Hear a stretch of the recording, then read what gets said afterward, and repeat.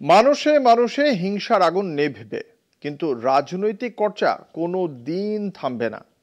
কিছুদিন আগের ঘটে যাওয়া হিংসার পর আপাতত শান্ত মুর্শিদাবাদ, ছন্দে ফিরেছে শামশেরগঞ্জ, সুতি, ধুলিয়ান। এই অবস্থায় মুর্শিদাবাদ সফরে মুখ্যমন্ত্রী মমতা বন্দ্যোপাধ্যায়। বোঝাই যাচ্ছে এই সফর ঠিক কতটা গুরুত্বপূর্ণ। মমতা আসবেন, এদিকেই তাকিয়ে এলাকার ক্ষতিগ্রস্তরা। প্রশাসনের কাছ থেকে বিশেষ প্যাকেজ চাইছেন তারা। এদিকে অশান্তি মেটার এতদিন পর মুখ্যমন্ত্রীর সফর নিয়ে কটাক্ষ করতে পিছপা হলো না কংগ্রেস।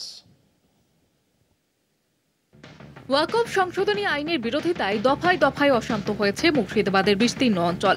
প্রশাসন তা কড়া হাতে দমন করেছে ঠিকই, তবে রাজনৈতিক আকচাকচি থামেনি। এই আবহে আগামী 5ই মে মুর্শিদাবাদ সফরে মুখ্যমন্ত্রী মমতা বন্দ্যোপাধ্যায়। উপদ্রুত এলাকাগুলি পরিদর্শনে যেতে পারেন মমতা। জেলা প্রশাসন সূত্রে খবর, 5ই মে সুতি বিধানসভা কেন্দ্রের ছাপঘাটি ময়দানে রয়েছে প্রশাসনিক বৈঠক। সেদিন বহরমপুরে সার্কিট হাউসে রাত্রিবাস। পরের দিন 6 মে জঙ্গিপুরে শামশেরগঞ্জে যাওয়ার কথা। তারপর ধুলিয়ানে একটি কর্মসূচি রয়েছে। ওই দিন দুপুর 2টো নাগাদ সুতির ছাপঘাটি ময়দানে প্রশাসনিক বৈঠক করবেন মমতা বন্দ্যোপাধ্যায়।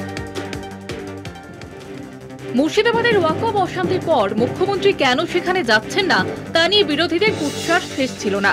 মুখ্যমন্ত্রী সাফ জানিয়ে দিয়েছিলেন মে মাসের শুরুতেই মুর্শিদাবাদে যাবেন তিনি। বাড়ি যাদের ভেঙে গেছে বাংলার বাড়ি হবে। দোকানদারদের ক্ষতি হয়েছে সেটা আমরা সার্ভে করছি। আমি মে মাসের ফার্স্ট উইকে যাব, আমি তখন গিয়ে বাদবাকিটা দেখে করে দিয়ে আসবো। মুখ্যমন্ত্রীর এই সফরের 48 ঘন্টা আগে ইতিমধ্যে জেলার সদর শহর বহরমপুরে বড় সমাবেশের ডাক দিয়েছে কংগ্রেস। সেই মতোই শনিবার সমাবেশে সামিল হন কংগ্রেস নেতা অধীর চৌধুরী। এদিকে অশান্তির এতদিন পর কেন মুর্শিদাবাদে যাচ্ছেন মমতা বন্দ্যোপাধ্যায়, সেই নিয়েও সমালোচনা করতে ছাড়ল না কংগ্রেস। এবার উনি ভ্রমণ করতে আসছেন, সময় তার অবসর হয়েছে, কাজ কাম মিটে গেছে। কলকাতা, দীঘা, মন্দির টন্দির উদ্বোধন করে এখন হাতে অবসর সময় তিনি আসছেন। যদি প্রশাসন একটু তৎপর হতো তাহলে দিদির আজকে ভ্রমণ করে শামশেরগঞ্জে এসে কিছু আবার নতুন করে মানুষকে বিভ্রান্ত করার দরকার পড়তো না।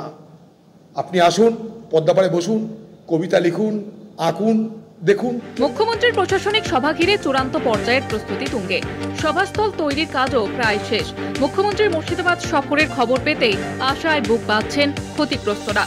যে সমস্ত দোকানে ভাঙচুর হয়েছে, যাদের বাড়ি ভেঙেছে, তারা আপাতত তাকিয়ে আছেন মুখ্যমন্ত্রীর সফরের দিকেই। যদিও মুখ্যমন্ত্রীর মুর্শিদাবাদ সফরের আগেই প্রশাসনের তরফে ক্ষতিগ্রস্তদের একটি তালিকা তৈরি হয়েছে বলে খবর। ক্ষতিগ্রস্ত পরিবারগুলোকে আগেই বাড়ি মেরামতির জন্য টিন, পাইপ, লোহার রড এবং 10 বস্তা করে সিমেন্ট দেওয়া হয়েছে।